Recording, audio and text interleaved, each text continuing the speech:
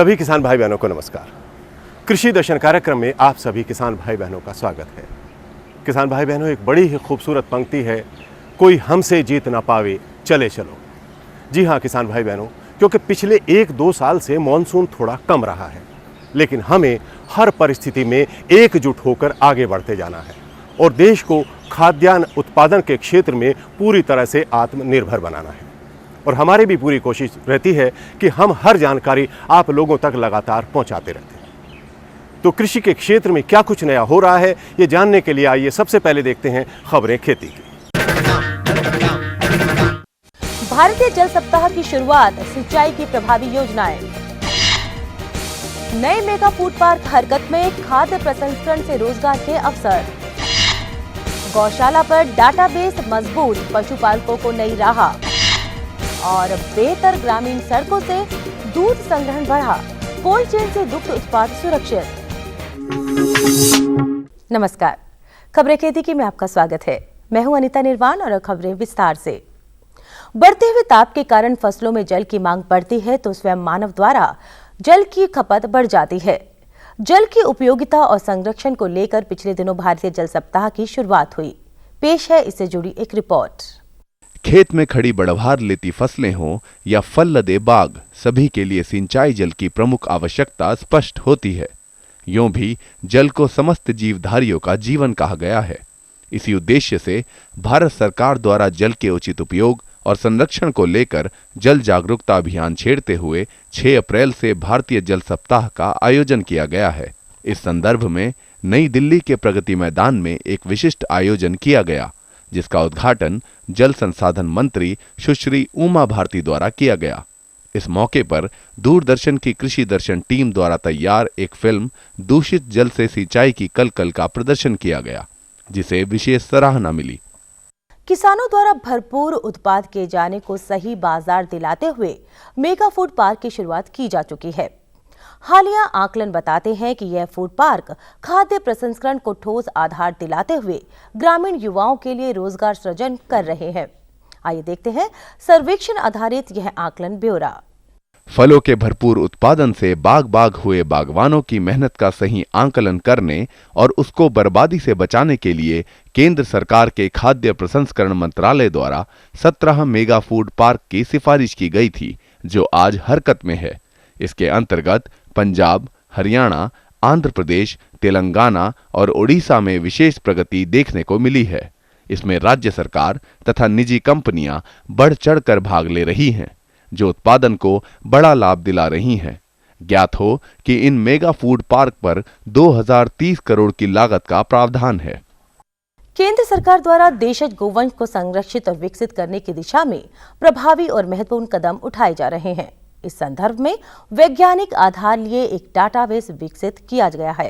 प्रस्तुत है ये रिपोर्ट। देशज गायों के यह झुंड हमारी राष्ट्रीय धरोहर है और हर कृषक की संपदा है। इसे सुरक्षित और संरक्षित करने के लिए केंद्र सरकार द्वारा विशेष और उल्लेखनीय कदम उठाए जा रहे हैं। इस श्रृंखला में गौशालाओं को विशेष महत्व दिया जा रहा है। केंद्र और राज्य सरकारों की गौशालाओं की जानकारी एक स्थान पर एकत्र करने की दृष्टि से भारतीय कृषि अनुसंधान परिषद द्वारा एक विस्तृत डाटाबेस तैयार किया जा रहा है। इसमें गौशाला का भारतीय इतिहास, पृष्ठभूमि, संख्या, संपत्ति सूची, बजट आदि की जानकारी संजोई जा रही है। प्रारंभिक तौर पर हरियाणा राज्य से इसकी पहल करते हुए 105 गौशालाओं का विवरण तैयार किया जा चुका है। ग्रामीण क्षेत्रों में उत्पादित दूध के बेहतर संग्रह और शहरों तक ले जाने के लिए परिवहन व्यवस्था के साथ साथ सुदृढ़ सड़कों की भी जरूरत पेश आती है। इस दिशा में सरकार द्वारा प्रभावी कदम उठाए गए और डेयरी उद्योग को नई ताजगी दी गई है। प्रस्तुत है ये रिपोर्ट। हर किसान की शान और कृषि की रीढ़ पशुपालन आज डेयरी उद्योग को नए आयाम दे रहा है। गांवों में उत्पादित दूध को संग्रह कर शहरों तक ले जाना एक चुनौती है। इसके प्रमुख घटक ग्रामीण सड़कों को सुधरा और प्रभावी रूप देते हुए केंद्र सरकार ने बड़ा कदम उठाया है। इससे डेयरी किसानों की आय बढ़ेगी और रूरल मार्केट का विस्तार होगा। ज्ञात हो कि देश में जितनी बड़ी कोल्ड चेन है, उसकी 3/4 डेयरी उद्योग से संचालित है। इसी के दम पर सुगंधित दूध, पनीर, लस्सी, छाछ आदि दुग्ध उत्पादों को बेहतर बाजार मिला हुआ है। दिनों दिन बढ़ते हुए ताप ने मौसम की चाल में बदलाव लाया है। आइए जाना जाए कि देश के विभिन्न भागों में मौसम की इस चाल का क्या हाल है और इसके अनुरूप क्या कुछ कृषि कार्य किए जा सकते हैं। भारतीय मौसम विज्ञान विभाग के अनुसार अगले 24 घंटों में अनुमान है कि जम्मू कश्मीर, हिमाचल व उत्तराखंड के पहाड़ी भागों में मौसम साफ रहेगा। वहीं देश के उत्तर पूर्वी भाग जैसे सिक्किम, आसाम, मेघालय व अरुणाचल प्रदेश के ज्यादातर भागों में बादल छाए रहेंगे व कुछ भागों में बारिश होने का अनुमान है। बिहार, झारखंड, छत्तीसगढ़ व उड़ीसा में मौसम खुशगवार रहेगा। देश के निचले व तटवर्ती इलाकों जैसे कर्नाटका, तमिलनाडु व केरला के कुछ भागों में बारिश की संभावना है। देश के मैदानी भागों पंजाब, हरियाणा, मध्य प्रदेश, दिल्ली व उत्तर प्रदेश में मौसम साफ रहेगा। खेती की खबरों में आज बस इतना ही। कृषि दर्शन कार्यक्रम में और अधिक रोचक और ज्ञानवर्धक जानकारियों के लिए देखते रहिए कृषि दर्शन। ये लो और बताओ। बस। अरे ये क्या भैया जी, बस इतनी सी रासायनिक खाद? किसानी छोड़ रहे हो क्या? किसानी नहीं, नादानी छोड़ रहे हैं। मिट्टी की जांच कराई है। अब तो लालाजी जितनी जरूरत है उतने ही उर्वरक खेत में डालेंगे। हाँ, किसान भाई आज ही अपने जिले की नजदीकी भूमि परीक्षण प्रयोगशाला में मिट्टी की जांच जरूर करवाएं और मिट्टी में पोषक तत्व, नमी व पौधे के विकास को देखते हुए केवल जरूरत के अनुसार ही पोषक तत्व डालें। और हाँ, मिट्टी में गंधक, जस्ता, बोरोन जैसे सूक्ष्म पोषक तत्वों का पता लगाना भी न भूलें। उर्वरक और जैविक खाद के सही उपयोग से भूमि का उपजाऊपन बनाए रखें, उत्पादकता बढ़ाएं, खर्चा घटाएं और बहुमूल्य विदेशी मुद्रा बचाने में भी सहयोग दें। और हाँ, धीमी गति से नाइट्रोजन उपलब्ध कराने वाले उर्वरकों जैसे नीम लेपित यूरिया को प्राथमिकता दें और यूरिया का पत्तों पर छिड़काव करें। अरे वाह, तू तो सचमुच समझदार हो गया रे। अधिक जानकारी के लिए संपर्क करें जिला कृषि अधिकारी या किसान कॉल सेंटर। किसान भाई बहनों, दलहनी फसलों का हमारे शाकाहारी भोजन में बहुत ही महत्वपूर्ण योगदान है और दालों में सबसे अधिक प्रोटीन भी होता है। लेकिन हमारा देश अगर दलहनी फसलों में अग्रणी है तो उपभोक्ताओं के मामले में भी हम अग्रणी हैं, क्योंकि हमारी आबादी बहुत ज़्यादा है। तो सरकार इस बारे में लगातार प्रयास कर रही है। अभी हाल ही में कानपुर में एक अंतर्राष्ट्रीय दलहन दिवस का आयोजन किया गया, जिसे भारत के कृषि मंत्री ने संबोधित किया। तो आइए देखते हैं उसकी ये रिपोर्ट।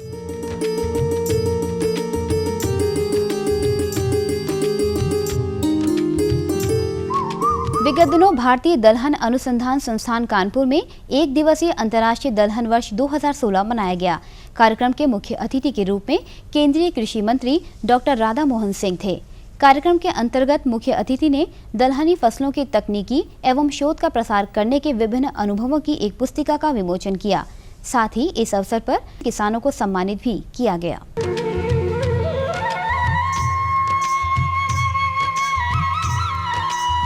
कृषि वैज्ञानिकों, किसान भाइयों और बहनों, सबसे पहले तो मैं उस किसान भाई का अभिनंदन करना चाहूँगा राजेंद्र सिंह जी का। राजेंद्र सिंह जी सविता ये बुंदेलखंड के इलाके के रहने वाले हैं और इस वर्ष हमारी सरकार ने शुरू की है दीनदयाल अंत्योदय कृषि पुरस्कार। कि गांव में रहने वाला, सामान्यतः तो पुरस्कार हम देते हैं बहुत बड़े बड़े प्रगतिशील किसान को देते हैं, राज्यों के मुख्यमंत्री को देते हैं जिस राज्य में ज़्यादा उत्पादन होता है। लेकिन पहली बार जो गांव में रहने वाला किसान है और पूरा परिवार मिलकर खेती का काम करता है, तो जो गांव में रहने वाला परिवार, पूरा परिवार मिलकर खेती में जुड़ा हुआ है और बहुत अच्छे तरीके से कर रहा है, परिवार खुशहाली की ओर बढ़ रहा है, चाहे उनके पत्नी हो, बच्चे हो, स्वयं हो, भाई हो, वैसे परिवार को चुनकर दीनदयाल जी का सपना था अंत्योदय, जो अंत में है, सीढ़ी के सबसे नीचे के पायदान पर है, उसको ऊपर उठाना। इस वर्ष हम इस पुरस्कार का शुरुआत कर रहे हैं और पहली बार इस संस्थान के द्वारा, हर संस्थान इस काम को करेगा, लेकिन दलहन के क्षेत्र में बुंदेलखंड के गांव में ये किसान परिवार जिस प्रकार से लगा हुआ है और दलहन की खेती करता है, निश्चित रूप से मैं पूरे राष्ट्र की ओर से उस किसान का सम्मान करता हूं, उनको धन्यवाद देता हूं। मित्रों, ये दलहन वर्ष है, अंतर्राष्ट्रीय दलहन वर्ष। शाकाहारी भोजन के लिए दलहनी फसलों का बड़ा महत्वपूर्ण स्थान है। जो तत्व शरीर को चाहिए, जो शाकाहारी लोग हैं, उसमें दलहनी फसलों का महत्वपूर्ण स्थान है, क्योंकि इसमें प्रोटीन की मात्रा 2-3 गुना ज़्यादा है और इसीलिए दलहन की मांग अपने देश में ज़्यादा है और दुनिया के अन्य देशों में भी। जहाँ तक दलहन के उत्पादन का सवाल है, दुनिया में हम सबसे बड़े उत्पादक हैं, लेकिन सबसे बड़े उपभोक्ता भी हैं और इसका परिणाम है कि ये संकट अपने देश में और ऐसे पूरे दुनिया में इसका संकट। पूरे दुनिया में जो डिमांड है उसके मुताबिक कोई देश उत्पादन नहीं करता है। हम सबसे ज्यादा करते हैं, लेकिन फिर भी हमारे यहाँ संकट है। अब ये जो संकट है, खाद्यान्न के मामले में हम आत्मनिर्भर, ये खाद्यान्न में जो दलहन और तिलहन है उसमें हम आत्मनिर्भरता प्राप्त नहीं कर सकते। वर्षों से कोशिश करने के बावजूद हम आत्मनिर्भरता नहीं प्राप्त कर सकते और इसीलिए बहुत पहले देश के अंदर राष्ट्रीय खाद्य सुरक्षा मिशन के तहत एक योजना चलाई गई और देश के अंदर कुछ जिले को चयनित किया गया। 16 राज्य के अंदर 468 जिलों को चयनित किया गया कि राष्ट्रीय खाद्य सुरक्षा मिशन के तहत चावल, गेहूं और दलहन के लिए किसानों को प्रोत्साहित करेंगे, उनको उच्च पैदावार के बीज देंगे, कम कीमत पर देंगे। पूरे देश में चावल, गेहूं और दलहन में किसानों की रुचि बढ़े, इसीलिए खाद्य सुरक्षा मिशन के अंतर्गत 16 राज्यों के 468 जिलों को चुना गया। राज्यों को पैसा दी गई। चावल और गेहूं के मामले में तो आत्मनिर्भर हो गए। ये सोच इसलिए आई कि 1965 आपने देखा होगा लाल बहादुर जी शास्त्री जी का समय, हम गेहूं के लिए भी मोहताज थे। देश के सभी 29 राज्यों के जो 638 जिले हैं, सब में राष्ट्रीय खाद्य सुरक्षा मिशन के तहत किसानों को मदद करने के लिए पैसे दिए और राष्ट्रीय खाद्य सुरक्षा मिशन के अंतर्गत जितने पैसे होते थे उसमें से आधा पैसा इसी काम के लिए और 3 जो फसल था उसमें और जूट, गन्ना, कपास और मोटे अनाजों को जोड़कर 7 फसलों के लिए राष्ट्रीय खाद्य सुरक्षा योजना शुरू हुई। लेकिन लगातार प्रयास करने के बाद भी आत्मनिर्भरता तो नहीं प्राप्त कर सके, लेकिन हमारी गति बढ़ी। हमने नए नए किस्मों का इजाद किया, किसानों को राज्यों में सहायता दी। अब ये बात अलग है कि कौन राज्य किस तेजी से इस काम को करता है, उसी अनुपात में राज्यों में प्रयास तेज हुए और पैदावार बढ़ा। और हम कह सकते हैं कि पैदावार जो हो रहा है अब आत्मनिर्भरता की ओर अग्रसर है। लेकिन लगातार 2 बार सूखा रहने के कारण थोड़ा असर पड़ा है, लेकिन हम आत्मनिर्भरता की ओर बढ़ रहे हैं। ऐसे 2 वर्षों के अंदर जितने अनाज हैं, जितने फसल हैं, हमने 154 नई किस्में जारी की, उच्च पैदावार के, सूखा रोधी, बाढ़ रोधी। उसके परिणाम आने वाले समय में प्रकट होंगे। तो दलहन की नई किस्में और जो भी हम जारी करते हैं नई किस्में, हमारे वैज्ञानिक इस पर लगातार काम करते हैं और राज्यों के पास राज्य बीज निगम होते हैं। किसान में जागरूकता है और किसान को राजकीय सहायता मिले, इसके लिए जो देश में योजनाएं चलती है उसके लिए हम पैसा राज्यों को पर्याप्त देते हैं। हर जिला के अंदर कृषि पदाधिकारी होते हैं और आत्मा के डायरेक्टर होते हैं, प्रोजेक्ट डायरेक्टर होते हैं, और प्रोजेक्ट डायरेक्टर के माध्यम से हम राज्य को जो पैसा देते हैं खेत तक पाठशाला लगाने का उनका काम होता है। और फिर जो मिशन के तहत पैसा देते हैं प्रखंड के माध्यम से, ब्लॉक के माध्यम से रियायती दर पर उच्च पैदावार के बीज किसानों को उपलब्ध कराना होता है। मैं फिर कह रहा हूं कि किस राज्य में किस स्पीड में है उस राज्य पर भी ज्यादा निर्भर करता है, लेकिन हम लोग प्रयत्न कर रहे हैं कि सब काम सब राज्य सरकार इसको तेजी से करे।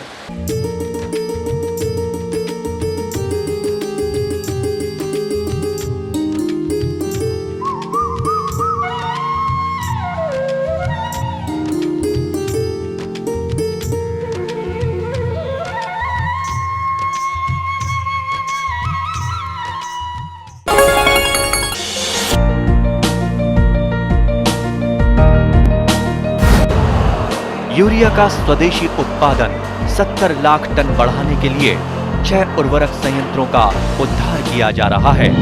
FCIL के गोरखपुर, सिंदरी, तलचर और रामागुंडम संयंत्र, HFCL की बरौनी इकाई और BVFCL की नामरू फोर्थ। सोने पर सुहागा ये है कि देश में अब बनेगा सिर्फ नीम लेपित यूरिया, क्योंकि इससे होगा किसानों का फायदा ही फायदा। अनाज का उत्पादन 10% तक बढ़ेगा, बढ़ेगी 10 से 15% नाइट्रोजन क्षमता।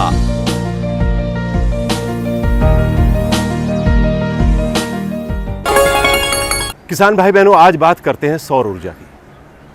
सौर ऊर्जा का महत्व आप सभी शायद जानते होंगे, अगर जानते नहीं हैं तो थोड़ी सी जानकारी मैं आपको दे देता हूं।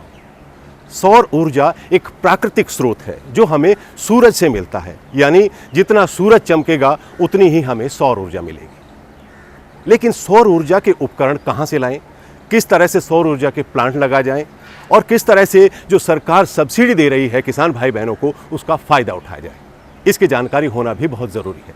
ये जानने के लिए देखते हैं ये कार्यक्रम। कृषि कार्यों में समय, लागत तथा मेहनत की बचत के लिए कृषि यंत्रों की बहुत उपयोगिता है। सतत अनुसंधान तथा परीक्षण के बाद कृषि यंत्र तैयार किए जाते हैं, जिससे किसानों की लागत कम हो, नुकसान कम हो, गुणवत्ता बनी रहे। इस मेले में अनेक कृषि यंत्रों का प्रदर्शन किया गया था। किसानों के लिए एक ही परिसर में बुआई से लेकर कटाई तथा उसके बाद के कृषि कार्यों के लिए विभिन्न प्रकार के कृषि यंत्रों की जानकारी बहुत फायदे की थी।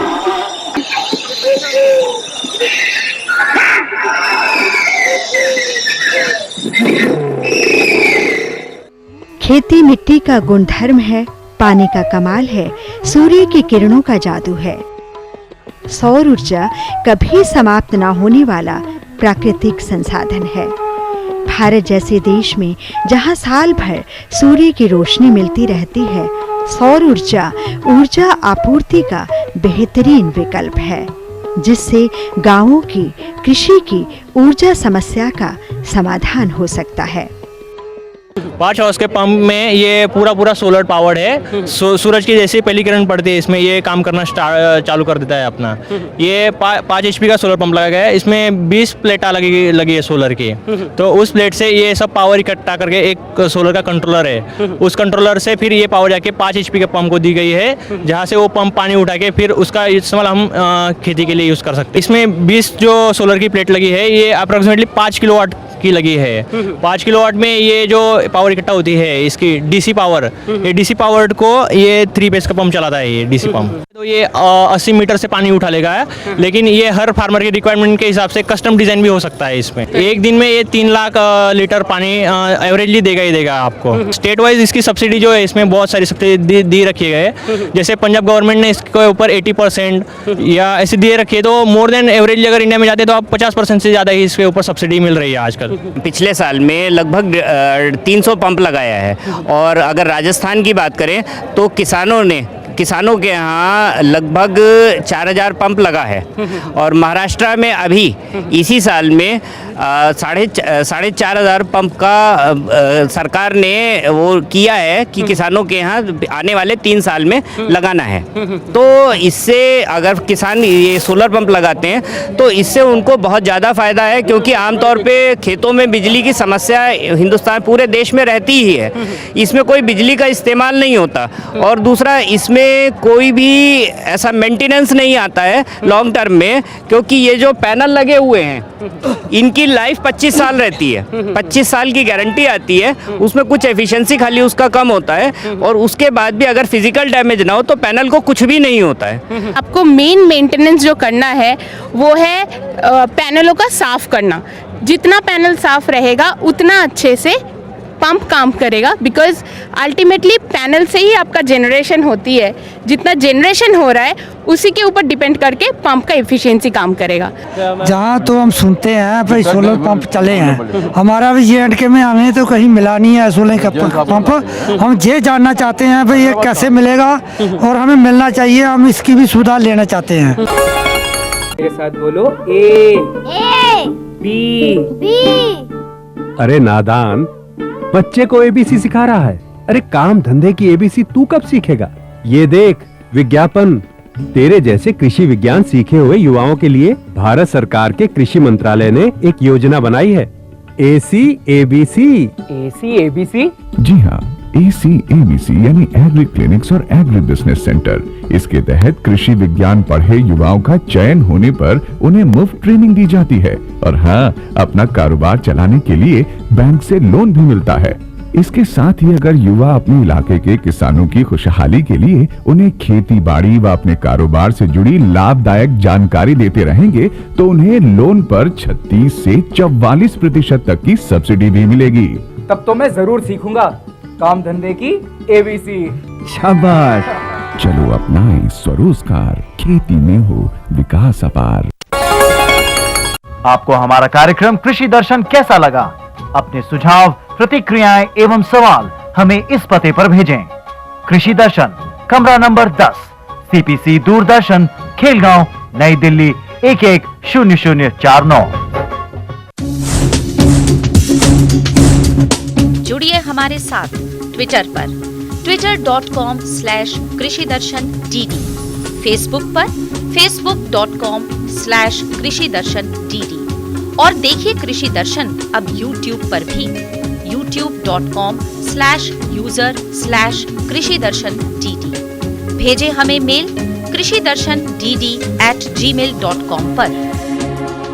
तो किसान भाई बहनों, अब समय हो चला है आप लोगों से विदा लेने का, लेकिन जाने से पहले मैं आप लोगों को याद दिला देना चाहता हूं कि अपनी चिट्ठियां और अपने ईमेल्स हमें लगातार यूं ही भेजते रहिए, ताकि हम कार्यक्रम में और अधिक सुधार ला सकें। आप लोगों से फिर मुलाकात होगी, तब तक के लिए मुझे आज्ञा दीजिए। नमस्कार।